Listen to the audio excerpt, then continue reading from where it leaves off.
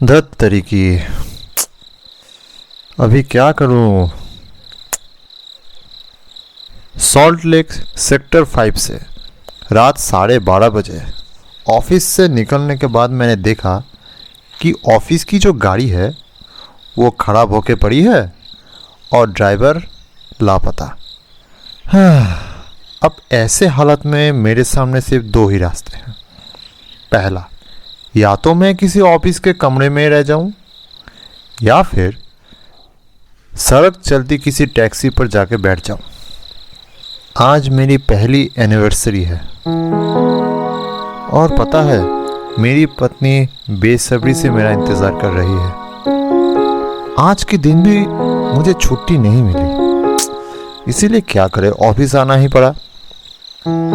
अब अगर ऑफिस से वापस लौटते वक्त इतनी देर हो गई तो मेरी पत्नी विथिका मुझे छोड़ेगी नहीं और यही सोचकर मेरी फटी जा रही है।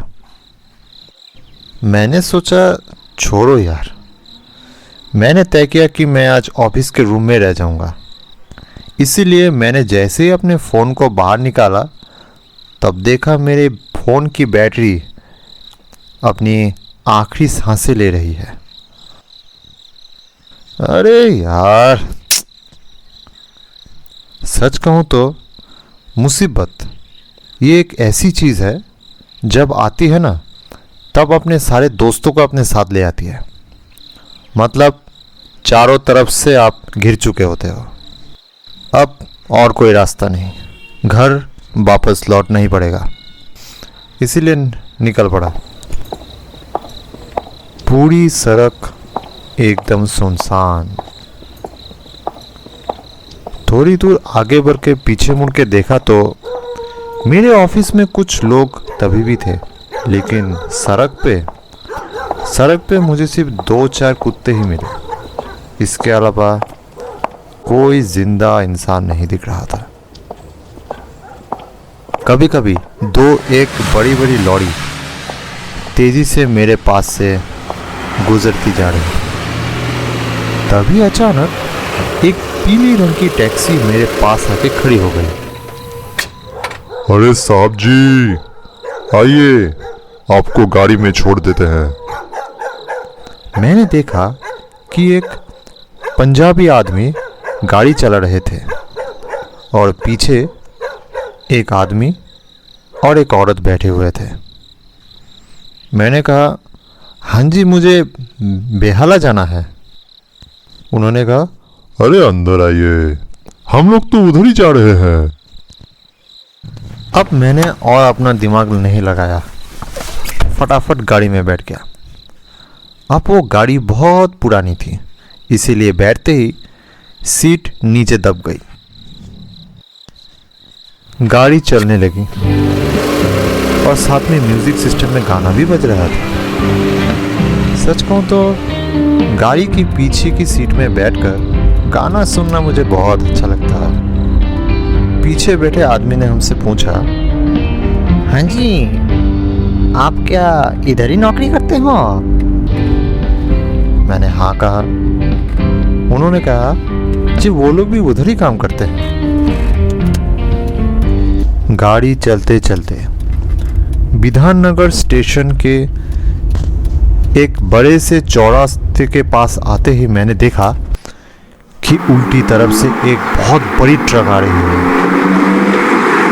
पास आते ही वो ट्रक अपना संतुलन खो बैठा और हमारा ड्राइवर बहुत कोशिश की अपनी गाड़ी को संभालने की, लेकिन कोई फायदा नहीं। और नतीजा, वो ट्रक और हमारी गाड़ी बहुत ही जोर से एक दूसरे से टकरा गई। मैं सड़क के किनारे जाकर गिरा।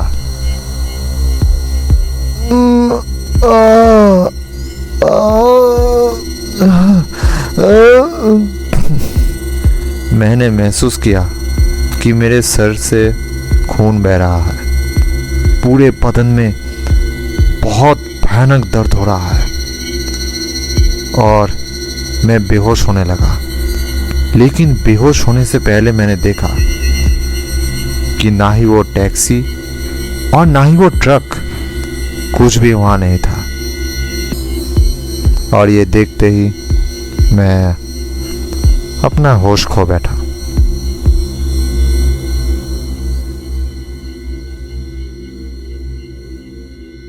जब आंखें खुली तब मैं अस्पताल में पड़ा हुआ था। उस रात पुलिस की एक पेट्रोलिंग वैन वहीं से गुजर रही थी। उन लोगों ने ही मुझे अस्पताल में भर्ती किया। मेरी पत्नी ने मुझे कहा कि मैं 2 दिनों से ऐसे ही पड़ा हुआ हूं। मुझे बिल्कुल ही होश नहीं था। पुलिस वालों ने मुझसे पूछा कि आपको क्या हुआ था। मैं कुछ भी बताने के हालत में नहीं था, इसीलिए अपनी आंखें बंद कर ली। इसके बाद 1 हफ्ता में अस्पताल में भर्ती था। डिस्चार्ज होने के बावजूद मैं घर पे कुछ काम कर नहीं पा रहा था। ज़्यादातर वक्त या तो सोकर या फिर बैठकर ही गुजारा करना पड़ रहा था। मेरी पत्नी ने कई बार मुझसे पूछा कि हुआ क्या था। मैंने आखिर में उससे कहा कि सड़क से जा रहा था, तभी एक बाइक वाले ने मुझे ठोक दिया।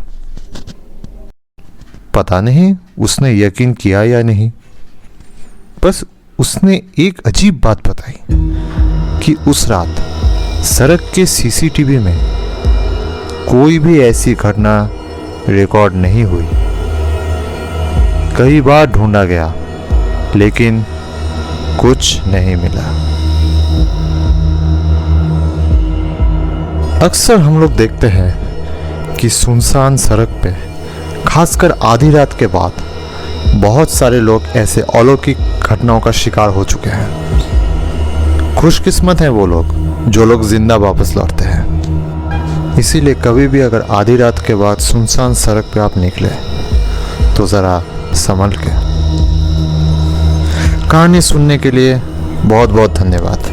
मिलते हैं अगली कहानी में।